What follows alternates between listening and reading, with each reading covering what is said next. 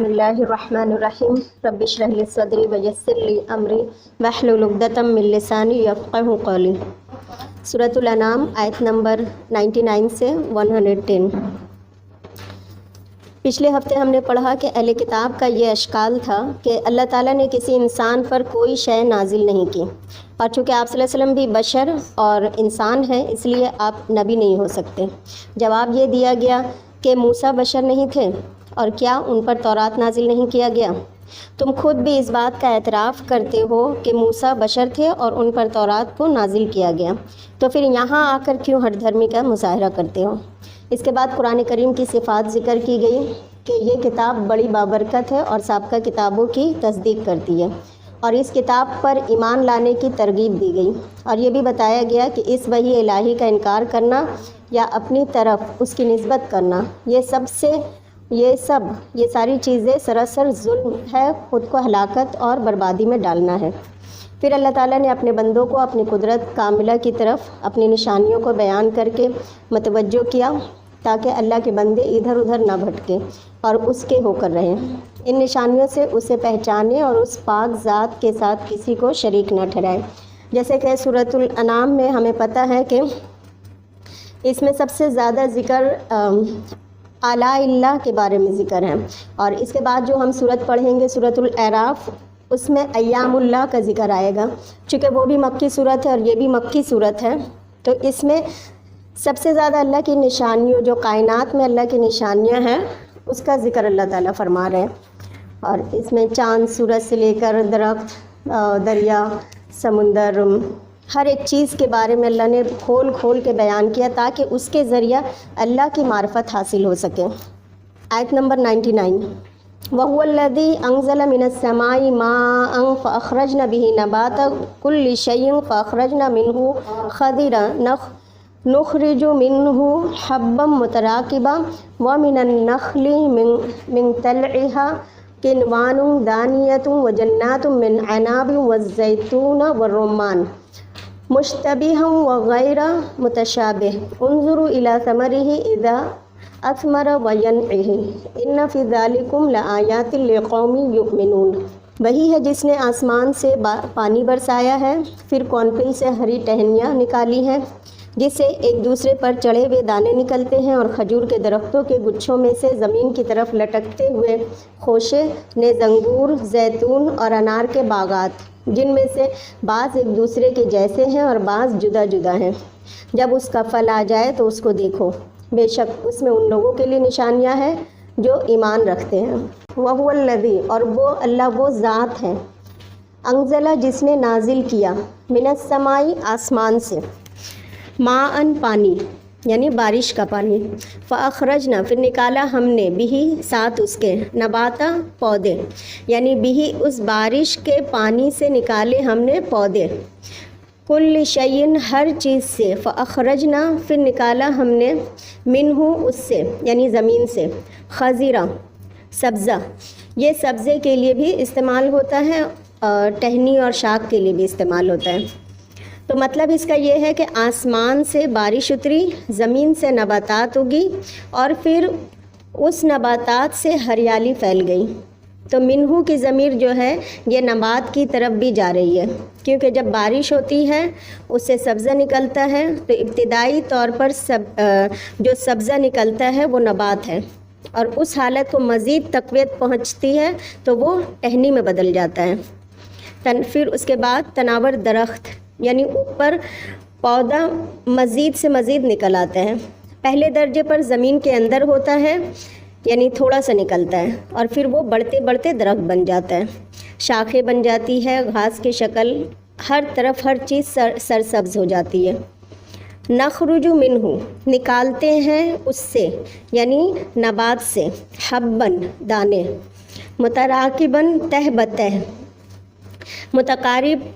متراکب کا لفظ جو ہے اس کا روٹ ہے راکبہ۔ راکبہ کا مطلب ہوتا ہے سوار ہونا، یعنی سوار جو ہوتا ہے وہ سواری کے اوپر بیٹھتا ہے۔ اسی طرح تہ بتہ دانے، ایک دانہ کے اوپر ایک دانہ سوار ہے، اس پہ چڑھا ہوا ہے۔ جیسے مکئی ہے، گندم وغیرہ کو دیکھیے کہ کس طرح گتھے ہوئے ہوتے ہیں، وہ ایک کے اوپر ایک چڑھے ہوئے دانے نظر آتے ہیں، یعنی کثرت کی طرف اشارہ ہے۔ کس طرح اللہ تعالیٰ نے ایک حب سے بہت سے دانے نکال دیے۔ وَمِنَ النَّخْلِ، اور کھجور کے درخت سے، مِن طَلْعِهَا، اس کے خوشے سے۔ طلع کا لفظ طلوع سے ہے، طلوع ہونا یعنی نکلنا۔ جیسے سورج طلوع ہوتا ہے تو شروع کا حصہ جو سورج کا نظر آتا ہے وہ اس کا طلع ہے، تو اس طلع سے کیا نکلتا ہے؟ کنوان، خوشے، کلسٹرز۔ دانیتن، جھکے ہوئے، دانیہ دنو سے ہے، دنو کہتے ہیں قریب ہونے کو۔ دانیتن مؤنث ہے، قریب ہونے والی، یعنی اس کے پہلے خوشے سے لٹکتے ہوئے کھجور کے گچھے نکلتے ہیں کلسٹرز کی شکل میں، جو پھل کی کثرت کی وجہ سے جھک جاتے ہیں، ایک دوسرے کے قریب ہوتے ہیں۔ تو دانیہ کا ایک معنی نیچے کو جھکے ہوئے اور دوسرا معنی آپس میں قریب۔ وجناتن، اور باغات، جمع ہے جنتن کی، کس چیز کے؟ من عنابن، انگوروں کے، یہ عنبن کی جمع ہے۔ والزیتون، اور زیتون کے باغ۔ والرمان، اور انار، کیونکہ اہل عرب میں یہی پھل مشہور تھے۔ زیتون جو ہے وہ سبزی ہے لیکن پھل بھی اس کو کہہ سکتے ہیں ایک طرح سے۔ مشتبہن، ملتے جلتے، یعنی جن کے پھل باہم ملتے جلتے ہیں۔ وغیر متشابہ، اور نہ ملتے جلتے بھی، یعنی بعض اوقات ایک دوسرے سے الگ ہوتے ہیں اور بعض اوقات ایک دوسرے سے ملتے جلتے ہیں۔ جیسے آپ سٹرس میں لیمو دیکھیے، اس میں کتنی اورنج ہے یا کینو ہے، ملتے جلتے ہیں لیکن مزہ الگ ہوتا ہے۔ اسی طرح انگور ہے اور زیتون ہے، انگور کا رنگ بھی جو ہے گرین ہوتا ہے اور پرپل ہوتا ہے، اسی طرح زیتون کا رنگ بھی سیم ہوتا ہے، اگر دور رکھا ہو تو لگے گا کہ زیتون انگور ہے اور انگور زیتون ہے۔ تو ایک دوسرے سے ملتے جلتے بھی ہوتے ہیں اور الگ الگ بھی ہوتے ہیں، لیکن ٹیسٹ میں فرق ہوتا ہے، یعنی کچھ چیزیں ملتی جلتی اور کچھ چیزیں نہ ملتی جلتی ہوتی ہیں۔ اور انظروا الی ثمرہ، ہم سب کو کہا جا رہا ہے اس میں انظروا، دیکھو، یعنی ظاہری نظر سے بھی اور غور و فکر کی نظر سے بھی ان کو دیکھنے کا حکم بھی دیا جا رہا ہے۔ دیکھو اس کے پھل کی طرف، پھل کو صرف کھایا نہ کرو بلکہ ان کو دیکھا بھی کرو، غور بھی کرو۔ ثمر اس میں جنس ہے، اور اس میں جنس واحد، جمع، مذکر، مؤنث سب کے لیے استعمال ہوتا ہے۔ اس کے پھلوں کی طرف دیکھو، جیسے قرآن پاک میں اللہ تعالیٰ حکم دیتے ہیں کہ حرام اور حلال کی، تو یہاں بھی حکم ہی دیا جا رہا ہے، انظروا یعنی آرڈر کا صیغہ ہے کہ دیکھنے کا حکم دیا جا رہا ہے، اللہ کی کائنات میں غور و فکر کرنے کا حکم دیا جا رہا ہے۔ اذا اثمرا، جب وہ پھل لائے، یعنی جب پھل آ رہے ہوں تو اس وقت بھی دیکھو، غور و فکر کرو کہ کس طرح پھل لگنا شروع ہوتا ہے۔ وَيَنْعِهِ، اور اس کے پکنے کو بھی دیکھو۔ يَنْعِهِ کا روٹ ہے یا نون عین، ینا پکنا، یعنی جب وہ پک جاتا ہے، جب وہ میٹھا ہو جاتا ہے، نرم ہو جاتا ہے، اس وقت کو بھی دیکھو کہ کیسے ابتدا ہوئی اور کیسے یہ تیار ہوا۔ اب سوچئے، ہم نے کبھی پھل کھانے کے علاوہ کبھی دیکھا ہے؟ یا دیکھنے کا کام ہم نے مطلب انتظام سے، اہتمام سے کبھی ایسا ہوا کہ ہم پھل کھانے سے پہلے اس کو غور و فکر کرنے کے لیے ہم دیکھتے ہیں، یا کسی باغ میں ہم گزرتے ہیں تو تھوڑی دیر کے لیے ٹھہر جاتے ہیں کہ ذرا دیکھیں تو صحیح کہ اللہ کی کائنات میں کیسے اللہ کی حکمت ہے۔ تو یہ بھی سمجھ لیجئے اللہ تعالیٰ کا حکم ہے، اور یہ حکم کس لیے ہے؟ تاکہ ہم اللہ کو پہچان سکیں۔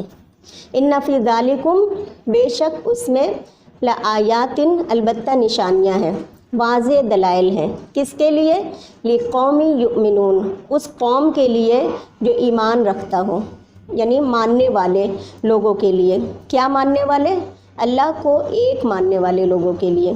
آیت نمبر 100، وَجَعَلُوا لِلَّهِ شُرَكَاءَ الْجِنَّ وَخَلَقَهُمْ وَخَرَقُوا لَهُ بَنِينَ وَبَنَاتٍ بِغَيْرِ عِلْمٍ سُبْحَانَهُ وَتَعَالَى عَمَّا يَصِفُونَ۔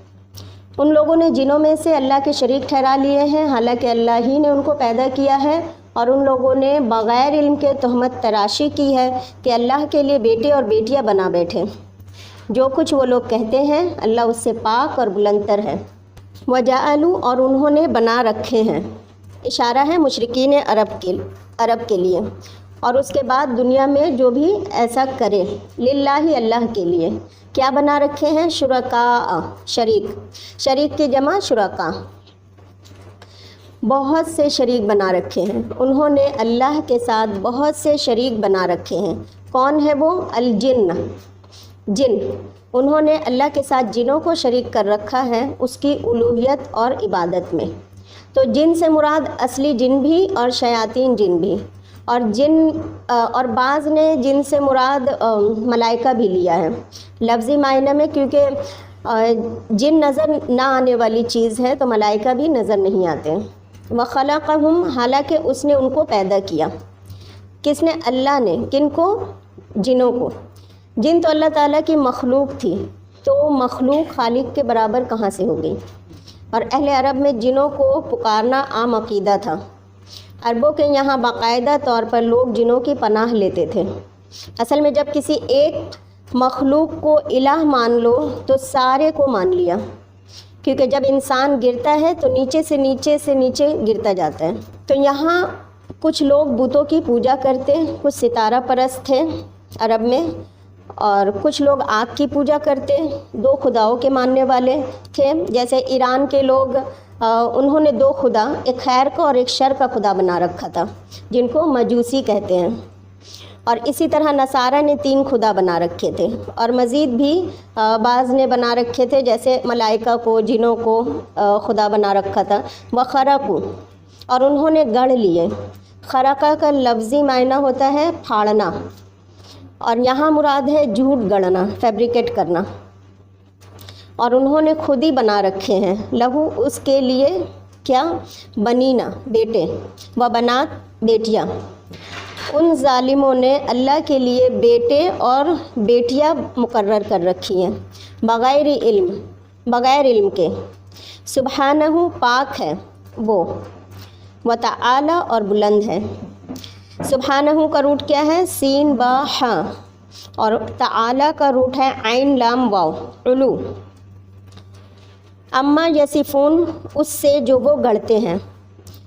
یصفون کا روٹ ہے واو صاد فا، یعنی اللہ تعالیٰ کے لیے جو وصف وہ بیان کرتے ہیں، جو سمجھتے ہیں اللہ تعالیٰ کو، اللہ تعالیٰ اس سے بہت بلند ہے اور ان سارے شریکوں سے اور شرک سے پاک ہے۔ تو بنیادی طور پر اس آیت میں اہل مکہ کے عقائد کی تردید کی جا رہی ہے۔ ان کے اہل مکہ کے خیال کے مطابق جنات یا ملائکہ بیٹیوں کی شکل میں جو خدا کے شریک ٹھہرائے ہوئے تھے، بالکل بے بنیاد سراسر باطل بات تھی۔ یعنی اہل مکہ جو تھے وہ جنات کو جو ہے بیٹیاں مانتے تھے اللہ تعالیٰ کی، جو بالکل سراسر بے بنیاد بات تھی اور باطل بات تھی۔ اگر خدا کو خدا ماننے کے بعد بھی جنات اور فرشتوں کو اس کا شریک قرار دیا گیا، اس کو بیٹے یا بیٹیوں کا باپ قرار دیا گیا، تو پھر وہ خدا کہاں رہا؟ پھر تو اس کے کفو اور ہمسر بھی پیدا ہو گئے، کیونکہ بیٹی یا بیٹا جو ہوتا ہے تو باپ اس کا ہمسر ہوتا ہے، یعنی اس کے برابر کی شے ہوتی ہے۔ تو پھر خدا کو ایک الگ چیز کیسے مانا جا سکتا ہے کہ خدا الگ ہے؟ تو اس میں انہی باتوں کی تردید کی گئی ہے آیت نمبر 100 میں۔ آیت نمبر 101، بدیع السماوات والارض ان یکون لہ ولد ولم تکن لہ صاحبہ وخلق کل شیء وہو بکل شیء علیم۔ اللہ آسمانوں کو اور زمین کو وجود میں لانے والے ہیں، اس کی اولاد کیوں کر ہو سکتی ہے جبکہ اس کی بیوی نہیں ہے؟ اس نے ہر چیز پیدا کی ہے اور وہ ہر چیز کا علم رکھتا ہے۔ بدیع السماوات والارض، نئے سرے سے پیدا کرنے والا ہے آسمان و زمین کا۔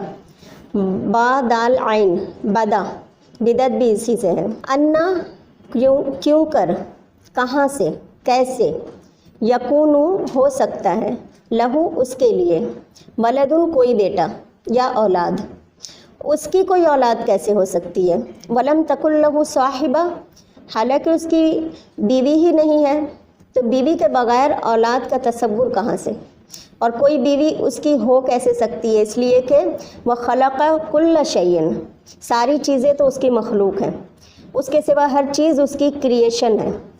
مخلوق ہے، لہٰذا مخلوق اور خالق میں فرق ہے۔ تو جب اس کے برابر کوئی چیز ہے ہی نہیں تو بیوی کیسے ہو سکتی ہے؟ تو جب بیوی نہیں تو بچوں کا تصور کہاں سے؟ وَهُوَ بِكُلِّ شَيْءٍ عَلِيمٌ، اور وہ ہر چیز کو خوب جاننے والا ہے، اس کو سب پتہ ہے اور ہر چیز کی حقیقت کا علم اس کو ہے۔ آیت نمبر 102، ذَلِكُمُ اللَّهُ رَبُّكُمْ لَا إِلَٰهَ إِلَّا هُوَ خَالِقُ كُلِّ شَيْءٍ فَاعْبُدُوهُ وَهُوَ عَلَىٰ كُلِّ شَيْءٍ وَكِيلٌ۔ وہی خدا تمہارا پروردگار ہے، اس کے سوا معبود نہیں، وہی ہر چیز کا خالق ہے، اس لیے اسی کی عبادت کرو اور وہی ہر چیز کا کارساز ہے۔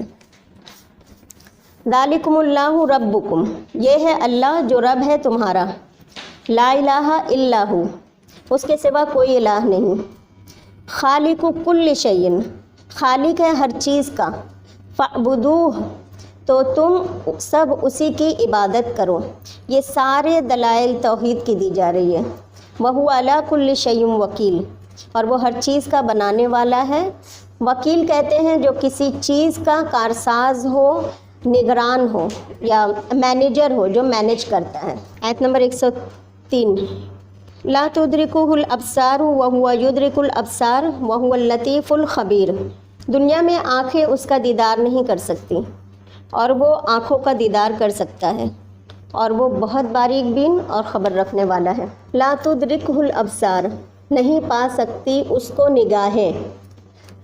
تدرکہ کا روٹ ورڈ ہے دال را کاف، درک، یہ ادراک کہتے ہیں کسی چیز کو پا لینا، اس کی حقیقت معلوم کر لینا۔ نگاہیں اس کو نہیں پا سکتی، اس کی حقیقت کو نہیں جان سکتی۔ وَهُوَ يُدْرِكُ الْأَبْصَارَ، اور وہ نگاہوں کو پا لیتا ہے، اس کو پتہ چل جاتا ہے کہ کوئی آنکھ کس کام کے لیے اٹھی اور کیسے دیکھ رہی ہے، یعنی سارے انسانوں کی نگاہیں اس کی کنٹرول میں ہیں، لیکن کسی کے بس میں نہیں کہ اللہ کی حقیقت کو پا سکیں۔ یہ نہیں فرمایا کہ دیکھ نہیں سکتے، فرمایا پا نہیں سکتے، کیونکہ جہاں تک دیکھنے کا سوال ہے، کل قیامت کے دن کچھ لوگ ہوں گے جو دیکھ سکیں گے اور کچھ نہیں دیکھ سکیں گے۔ تو قرآن میں نیک لوگوں کے بارے میں آتا ہے وجوہ یومئذ ناظرۃ الی ربہا ناظرہ، کہ کچھ چہرے اس دن تر و تازہ ہوں گے، اپنے رب کی طرف دیکھ رہے ہوں گے، اور کچھ لوگ نہیں دیکھ سکیں گے۔ ہرگز نہیں، وہ اس دن اپنے رب سے محجوب رکھے جائیں گے، رب کو دیکھ نہیں سکیں گے۔ ایک مرتبہ نبی صلی اللہ علیہ وسلم چاندنی رات میں صحابہ کرام کے مجمع میں آپ صلی اللہ علیہ وسلم نے فرمایا کہ تم اپنے رب کو آخرت میں اسی طرح دیکھو گے جیسے تم چاند کو دیکھ رہے ہو، یعنی تمہارے اور چاند کے بیچ میں کوئی آڑ نہیں، ویسے ہی تم اپنے رب کو دیکھ سکو گے۔ بخاری کی حدیث ہے، مسند احمد کی حدیث ہے۔ اہل جنت ہر روز صبح شام اپنے رب کو دیکھیں گے، لیکن دیکھنے کے باوجود بھی لا تدرک الابصار، ادراک نہیں کر سکیں گے، دیکھنے کے باوجود بھی ان کو پا نہیں سکیں گے، یعنی درک کسی چیز کی گہرائی میں جانا۔ جیسے کہ ہم لوگوں نے سورہ نساء میں پڑھا تھا، منافقین کے انجام کے بارے میں ذکر ہوا تھا، تو ایک تھا درک اور ایک تھا درج۔ تو درج کیا ہوتا ہے؟ اوپر کو جانا، یعنی اسٹیپ اپ، جیسے درجہ کی بلندی یعنی چڑھنا، اور درک ہوتا ہے نیچے نیچے جانا۔ تو ادراک ہوتا ہے کسی چیز کو گہرائی کے ساتھ دیکھنا اور پھر اس کی حقیقت کو پا لینا۔ اور یہ حدیث بھی ہے نا، ان المنافقین فی الدرک اسفل من النار۔ یہ بات یہاں کیوں کہی گئی کہ پیچھے توحید کا ذکر کرتے تھے، یعنی پیچھے توحید کا ذکر کرتے تھے، یہاں فرمایا کہ نگاہیں اس کو نہیں پا سکیں گی۔ مراد یہ ہے کہ وہ مخلوق نہیں ہے، مخلوق کو تو نگاہ پا لیتی ہے۔ مثلاً آپ دیکھیے کہ جوہری جو ہے وہ ہیرے کو دیکھتا ہے تو وہ سمجھ جاتا ہے کہ یہ ہیرا ہے، مگر اللہ تعالیٰ کی ذات مخلوق کی پہنچ سے باہر ہے، تصور سے بالا ہے۔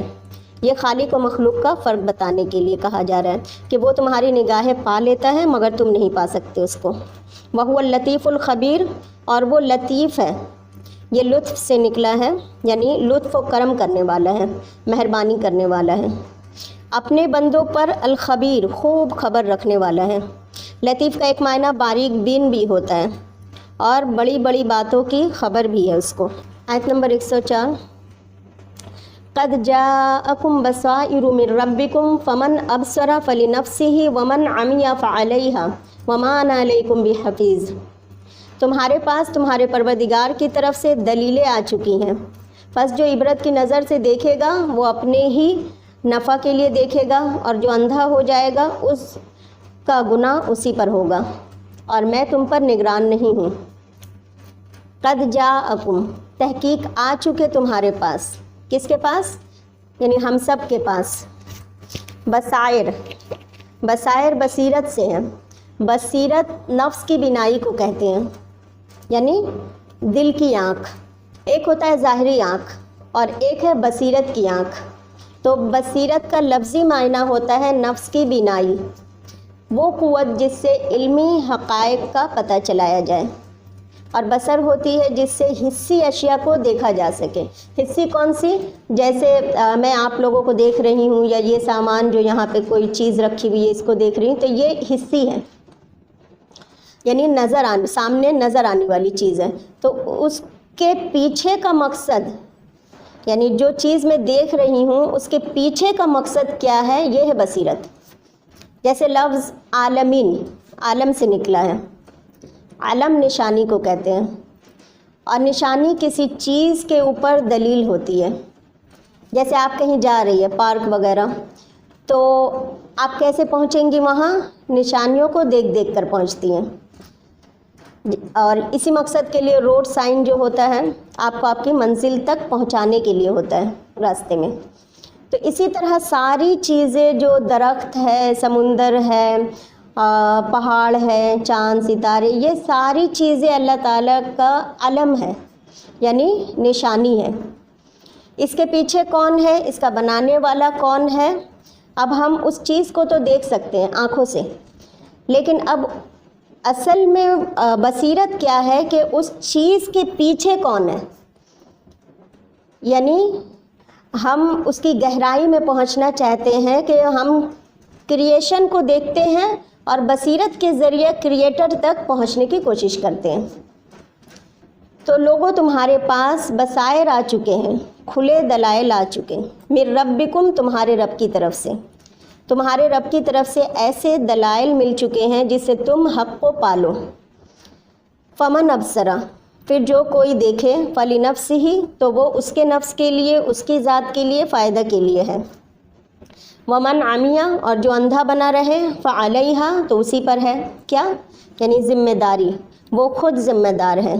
وما انا علیکم بحفیظ، اور نہیں ہوں میں تم پر نگہبان، یعنی نگران۔ تو آپ صلی اللہ علیہ وسلم کو کہا جا رہا ہے کہ آپ صلی اللہ علیہ وسلم لوگوں کو بتا دیجئے کہ قرآن میں، کائنات میں کھلی کھلی نشانیاں اس بات کی دلیل موجود ہے جن کے ذریعے تم اپنے رب کو پہچان سکتے ہو، اپنے رب کی معرفت حاصل کر سکتے ہو۔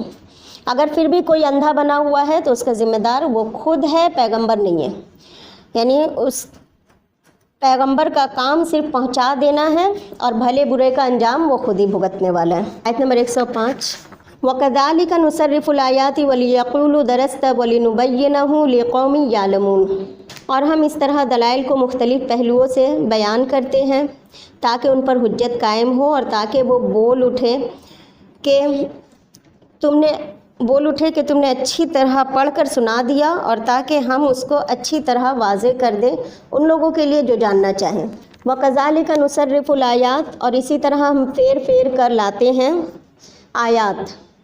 صرف ہوتا ہے کسی چیز کو ایک حال سے دوسرے حال کی طرف منتقل کر دینا، تو ہم آیات کو پھیر کے بیان کرتے ہیں، کس لیے؟ تاکہ بات سمجھ میں آ جائے، یعنی ایک بات کو مختلف طریقوں سے واضح کر کے بتاتے ہیں تاکہ تمہیں سمجھنے میں کچھ مشکل نہ ہو۔ لیکن لوگوں کا حال کیا ہے؟ وہ سمجھنے کے بجائے کچھ اور ہی توجیحات تلاش کرنے لگتے ہیں۔ مثلاً کیا کہتے ہیں؟ وَلِيَقُولُوا دَرَسْتَ، اور تاکہ یہ کہیں کہ تم پڑھ آئے ہو۔ درستہ درس ہوتا ہے کسی کتاب کا پڑھنا اور سیکھنا۔ تو اہل عرب قرآن میں اللہ کے کلام میں سارے دلائل پا رہے تھے، اور خود کلام کو بھی سمجھ رہے تھے کہ یہ کسی انسان کا نہیں ہو سکتا، اللہ ہی کا ہے، لیکن سب کچھ جاننے کے باوجود پھر اندھے بن جاتے ہیں۔ کیا کہتے ہیں؟ کہ یہ کلام تم کسی انسان سے پڑھ کر آئے ہو، وہ کہتے تھے وقالوا اساطیر الاولین، یعنی یہ پہلوں کی کہانیاں ہیں جن کو لکھوا رکھا ہے، پھر وہ اس پر املا کی جاتی ہے۔ صبح شام اہل مکہ کیا کرتے تھے کہ اہل مکہ کا کہنا یہ تھا کہ مکہ کے کچھ غلام ہیں جو رومی ہیں، تو رومیوں کی کتابوں میں بہت کچھ اس طرح کی کہانیاں لکھی ہوئی تھیں، تو وہ رومی غلام آپ صلی اللہ علیہ وسلم کو لکھواتے ہیں اور آپ کو پڑھ کر سناتے ہیں، لہٰذا صبح شام آپ وہاں چھپ چھپ کے سیکھنے جاتے ہیں اور پھر آ کر لوگوں کو دیتے ہیں کہ یہ اللہ کا کلام ہے۔ وَلِيَقُولُوا دَرَسْتَ، تم پڑھ کے آئے ہو کہیں سے۔ اس کا جواب اللہ تعالیٰ سورہ نحل میں دیتے ہیں، فرماتے ہیں کہ اس شخص کی زبان جن کی طرف یہ اشارہ کر رہے ہیں وہ تو عجمی ہیں، وہ رومی غلام تو عرب نہیں ہیں، اور یہ قرآن تو عربی مبین کی زبان میں اترا ہے۔ آپ جتنا بھی دیکھ لیں، کسی زبان میں مہارت حاصل کر لیں، لیکن آپ کی جو مدر ٹنگ ہوتی ہے، جو مادری زبان ہوتی ہے، جیسے فصیح اور بلیغ زبان آپ اس کو استعمال کر سکتی ہیں کسی سے بات کرنے کے لیے، آپ دوسری زبان میں اتنا کمفرٹیبل کبھی نہیں ہو سکتی ہیں۔ تو اللہ تعالیٰ اس کے بارے میں بیان کر رہے ہیں کہ وہ تو عجمی ہیں، تو وہ اتنی اچھی طرح عربی کیسے بیان کر سکتے ہیں جو تم لوگ الزام لگا رہے ہو۔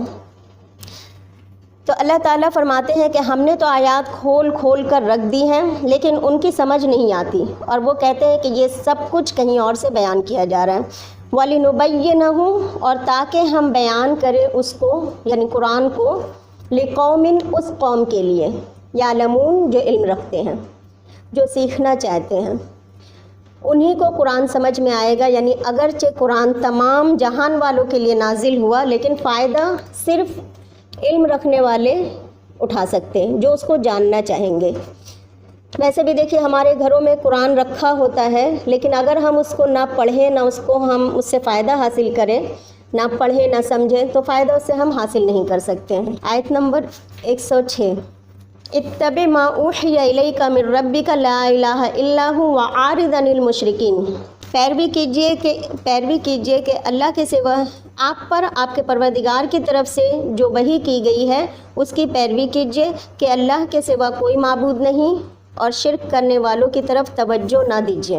وَلَوْ شَاءَ اللَّهُ مَا أَشْرَكُوا وَمَا جَعَلْنَاكَ عَلَيْهِمْ حَفِيظًا وَمَا أَنْتَ عَلَيْهِمْ بِوَكِيلٍ، اگر اللہ چاہتے تو یہ شرک میں مبتلا نہ ہوتے، اور ہم نے آپ کو ان پر نگران نہیں بنایا ہے، اور نہ آپ ان پر داروغہ ہیں۔ وَلَوْ شَاءَ اللَّهُ، اور اگر اللہ چاہتا، ما اشرکو، وہ شرک نہ کرتے، یعنی زبردستی اللہ ان کو شرک سے روک سکتے تھے۔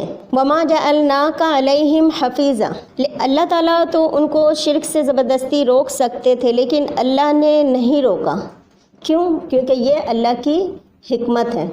حکمت کا تقاضا یہ ہے کہ وہ لوگوں کو اس کے معاملے میں اختیار دے کر آزماتے ہیں کہ کون توحید اختیار کرتا ہے اور کون شرک کی راہ کی طرف چل پڑتا ہے۔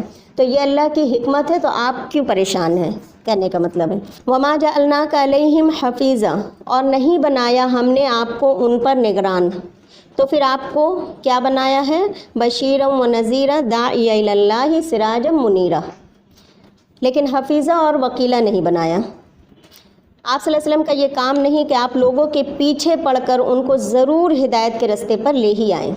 وما انت علیہم بوکیل، اور نہیں ہے آپ ان پر وکیل، آپ ان کے ذمہ دار نہیں۔ وہ اگر اپنی ذمہ داری پوری نہیں کریں گے تو اس کا خمیازہ وہ خود بھگتیں گے۔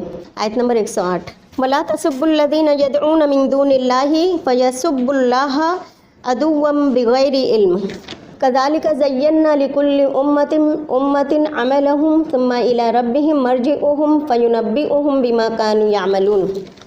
اللہ کے سوا وہ جن کی عبادت کرتے ہیں ان کو برا بھلا نہ کہو کہ وہ بھی حد سے تجاوز کرتے ہوئے جہالت کی وجہ سے اللہ کو برا بھلا کہنے لگے۔ اسی طرح ہم نے ہر گروہ کے لیے ان کے عمل کو خوشنما بنا دیا ہے، پھر ان کے رب کی طرف ہی ان کی واپسی ہے، پس اللہ ان کو ان کے بارے میں بتا دیں گے۔ وَلَا تَسُبُّوا الَّذِينَ، اور نہ تم گالی دو ان لوگوں کو، یدعونا، وہ پکارتے ہیں جن کو، من دون اللہ، اللہ کے سوا۔ یہاں الذین کون ہوئے؟ ان کے بت، یعنی جھوٹے معبود۔ ان کے جھوٹے معبودوں کو تم گالی نہ دو۔ کیوں؟ فَيَسُبُّ اللَّهَ، پھر وہ گالی دیں گے اللہ کو عدوًا یعنی ظلم کے ساتھ، زیادتی کے ساتھ، بغیر علم بغیر علم کے، اللہ کی قدر پہچانتے ہی نہیں ہے وہ، بے سوچے سمجھے، پھر وہ جواباً اللہ تعالیٰ کو برا بھلا کہیں گے۔ اس سے یہ پتہ چلتا ہے کہ باطل معبود کو باطل قرار دیا جا سکتا ہے دلائل کے ذریعہ، لیکن ایسا کرنے سے پہلے، ایسے جذباتی ہونے سے پہلے اس کے نتائج کو سوچنا بہت ضروری ہے کہ اس کا نتیجہ کیا نکل سکتا ہے۔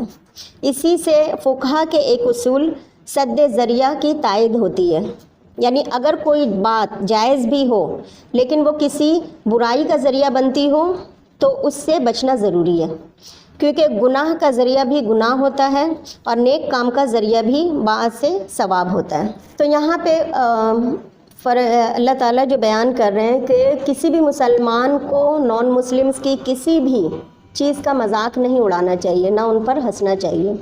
کسی کے باطل معبود پر یا اس کے مذہب پر اگر اس کا مذاق اڑایا گیا تو جواباً وہ آپ کے اصل دین کا مذاق اڑائیں گے۔ اس طرح ان کو موقع آپ نے دے دیا تو آپ کے دین کا مذاق اڑانے کا آپ سبب بن گئے، ایک غلط کام کا ذریعہ بن گئے۔ کسی بھی کام کو محض اصول کی بنیاد پر نہیں کر لینی چاہیے، بلکہ کرنے سے پہلے اس کا نتیجہ ضرور سوچنا چاہیے۔ کذالک اسی طرح زینا خوبصورت بنا دی ہم نے لکل امت ہر امت کے لیے، یعنی ہر گروہ کے لیے، عملہم ان کے اعمال، یعنی ہر امت ہر گروہ جو کچھ کر رہا ہے وہ اپنے طور پر بڑا ہی اچھا کام کر رہا ہے۔ مثلاً ہر مذہب والے اپنے اپنے مذہب کے تہواروں کو کتنی پابندی سے مناتے ہیں کہ اگر اس پر کوئی انگلی اٹھے تو وہ ان کی زندگی اور موت کا مسئلہ بن جاتا ہے۔ تو داعی کی بنیادی خصوصیت یہ ہوتی ہے کہ وہ اشتعال انگیزی سے پرہیز کریں، جذباتی ہونے سے پرہیز کریں۔ تو کہا جا رہا ہے کہ ہر امت کے لیے ان کے اعمال بڑے خوبصورت بنا دیے گئے۔ ثم الی ربہم مرجعہم، پھر سب کو اپنے رب کی طرف لوٹنا ہے۔ فینبئہم، پھر وہ انہیں بتائے گا، بما کانوا یعملون، کہ وہ کیا کرتے رہیں۔ اللہ تعالیٰ فرما رہے ہیں کہ ہر جماعت کو اس کے اعمال حسین اور نفیس نظر آتے ہیں۔ بہرحال سب کو اللہ کے پاس اپنے اپنے حساب کتاب کے لیے واپس جانا ہے، اور ویسے بھی مشرکین کے معبودوں کو برا بھلا کہنے کا کوئی سینس نہیں بنتا، یعنی اگر وہ محض خیالی اور وہمی چیزیں ہیں، یہ بت وغیرہ، اور ان کی کوئی حقیقت نہیں ہے، تو یہ اس سے بحث کرنا، یعنی اس کا مذاق اڑانا ایسا ہی ہے جیسے سایہ سے لڑنے کا، یعنی سایہ سے لڑ کر کیا فائدہ ہوگا۔ اور اگر وہ فرشتوں، انبیاء یا بزرگوں کی پوجا کرتے ہیں تو ان کو برا بھلا کہنے کا سوال ہی نہیں پیدا ہوتا ہے۔ آیت نمبر 109، وَأَقْسَمُوا بِاللَّهِ جَهْدَ أَيْمَانِهِمْ لَئِنْ جَاءَتْهُمْ آيَةٌ لَيُؤْمِنُنَّ بِهَا قُلْ إِنَّمَا الْآيَاتُ عِندَ اللَّهِ وَمَا يُشْعِرُكُمْ أَنَّهَا إِذَا جَاءَتْ لَا يُؤْمِنُونَ۔ وہ خوب زور لگا لگا کر اللہ کی قسمیں کھاتے ہیں کہ اگر کوئی نشانی آ گئی تو وہ ضرور ایمان لے آئیں گے۔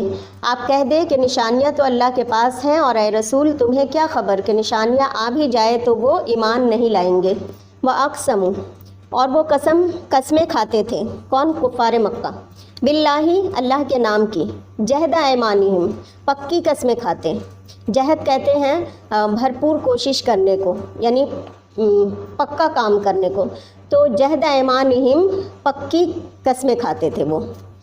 لئن جاءتہم، البتہ اگر آئی ان کے پاس، آیتن کوئی نشانی یعنی معجزہ، لیؤمنن بہا، البتہ وہ ضرور ایمان لے آئیں گی اس پر۔ اہل مکہ کہتے تھے کہ تم ہمیں کوئی نشانی تو دکھاؤ، ہم ضرور مان جائیں گے کہ تم اللہ کے نبی ہو یا سچے نبی ہو۔ قل، کہہ دیجئے، انما الآیات عند اللہ، نشانیاں اللہ کے پاس ہیں لیکن اللہ تعالیٰ نہیں دکھاتے۔ کیوں؟ وما یشعرکم، اور اے رسول تمہیں کیا خبر کہ انہا، کہ بے شک، اذا جاءت، جب آ جائے گی نشانی، ہاں کیا ہے نشانی؟ آیتن کے لیے، جب آ جائے گی نشانی، لا یؤمنون، تو بھی وہ ایمان نہیں لائیں گے، نشانی آنے پر بھی نہیں مانیں گے۔ کیوں کہ وہ لوگ شق القمر کا معجزہ झुटला चुके थे, तो उनकी कस्मों का एतबार नहीं। खुलासा क्या है कि अहले मक्का जो बड़ी बड़ी कस्में खाते थे कि ए मोहम्मद सल्लल्लाहु अलैहि वसल्लम हमें कोई निशानी दिखा दीजिए, ताकि जो नए नए मुसलमान हुए हैं उनको गुमराह कर सकें, कि हम दिखाएं कि आखिर हम तो लॉजिक बात कर रहे हैं, इनको अगर मैदान जीतना है तो इनको तो निशानी दिखा देनी चाहिए और फिर हम सब ईमान ले आएंगे। तो उन मुसलमानों के दिल में शक व शुबा पैदा करने के लिए उनका कहना था कि हम ज़रूर मान जाएंगे, तो जवाब में कहा जा रहा है कि निशानी दिखाना उनको कोई फ़ायदा नहीं देगा, क्योंकि अल्लाह ताला को पता है कि वो नहीं मानेंगे। यानी उनकी हिस्ट्री यही बता रही थी। आयत नंबर 110, वनुक़ल्लिबु अफ़इदतहुम व अबसारहुम कमा लम युमिनु बिही अव्वल मर्रतिन वनदरुहुम फ़ी तुग़यानिहिम यामहून। और हम भी उनके दिलों को और उनकी आँखों को फेर देंगे जैसा कि वो उस पर पहली दफ़ा ईमान नहीं लाए, और हम उन्हें उनकी सरकशी में भटकता हुआ ही रहने देंगे। वनुक़ल्लिबु, और हम फेर देंगे, अफ़इदतहुम, उनके दिल, व अबसारहुम, और उनकी आँखें, हम उनके दिल और उनकी आँखों को फेर देंगे, कमा लम युमिनु बिही, जैसा नहीं वो ईमान लाए इस पर, अव्वल मर्रतिन, पहली बार। यानी अल्लाह ताला की भेजी हुई निशानी पर ये जिस तरह पहले नहीं ईमान लाए, अब भी अगर निशानियाँ आ गई उनके सामने तो ये ईमान नहीं लाएंगे। क्यों? उनके दिल और निगाहें फेर दी थी और निशानियाँ देखकर भी नहीं मान सकेंगे। बताओ क्यों ऐसा किया था अल्लाह ताला ने? बतौर सज़ा। जब कोई अल्लाह ताला की एक बात या एक चीज़ को नहीं मानता तो फिर अल्लाह ताला उसके दिल पर मोहर लगा देते हैं, फिर अगली भी मानने की तौफीक नहीं मिलती। यानी जब कोई शख्स एक नेकी करता है तो उससे उसको तौफीक होती है कि मज़ीद नेकियां करने लगता है वो, और जब कोई एक बुराई करता है तो उसके दिल पर एक सियाह दाग पड़ जाता है, और अगर उसको वो नहीं धोता है तो फिर पूरा दिल उसका सियाह हो जाता है, सियाह धब्बा हो जाता है। तो इसलिए अल्लाह ताला कह रहे हैं कि उससे तौफीक छीन ली गई है। तो चूँकि पहली निशानी नहीं माने तो फरमाया आइंदा भी नहीं मानेंगे। वनदरुहुम फ़ी तुग़यानिहिम, और हम छोड़ देते हैं उनको उनकी सरकशी में, यामहून, वो भटकते फिरते हैं, अंधे बने फिरते हैं। सूरह हिज्र में अल्लाह ताला फरमाते हैं कि अगर हम आसमान का दरवाज़ा खोल दें, उस पर ये चढ़ने लग जाएं, अलबत्ता फिर भी कहेंगे कि हमारी आँखों को मसहूर कर दिया, बल्कि हम लोगों पर तो जादू कर दिया। यानी उनको इतनी बड़ी निशानी दिखा दी जाए कि ये आसमान के दरवाज़े के अंदर हकीकतन दाखिल होने लगे तो भी कहेंगे नहीं नहीं, ये तो हम पर किसी ने जादू कर दिया है। यानी उसकी हकीकत कुछ भी नहीं वो मानेंगे। जब दिल सख्त हो जाता है तो ऐसा ही होता है। लिहाजा उनके इस गुरूर की सज़ा ये मिली कि उनके दिल और उनकी आंखें अल्लाह ताला ने उलट दी और उनको उसी गुरूर में भटकने के लिए छोड़ दिया। और अगर आज के सिनेरियो में इसको देखें तो बिल्कुल ऐसा ही है। लोग बड़े से बड़ा अज़ाब अल्लाह ताला दुनिया में ला देते हैं, ज़लज़ला आ जाता है या मुहलिक बीमारी आ जाती है, उस वक्त तो लोग डर के रहते हैं, लेकिन फिर जब सब कुछ ठीक ठाक हो जाता है फिर अपनी पुरानी डगर में लोग चलने लगते हैं। तो अल्लाह ताला से दुआ है कि अल्लाह ताला दिलों की सख्ती से बचाए, क्योंकि ऐसा तभी होता है जब इंसानों का दिल सख्त हो जाता है। तो दुआ करें, या मुक़ल्लिबुल क़ुलूब सब्बित क़ल्बी अला दीनिक। सुब्हानल्लाहि व बिहम्दिही, सुब्हानकल्लाहुम्मा व बिहम्दिका, नशहदु अल्ला इलाहा इल्ला अंता, नस्तग़फिरुका व नतूबु इलैक।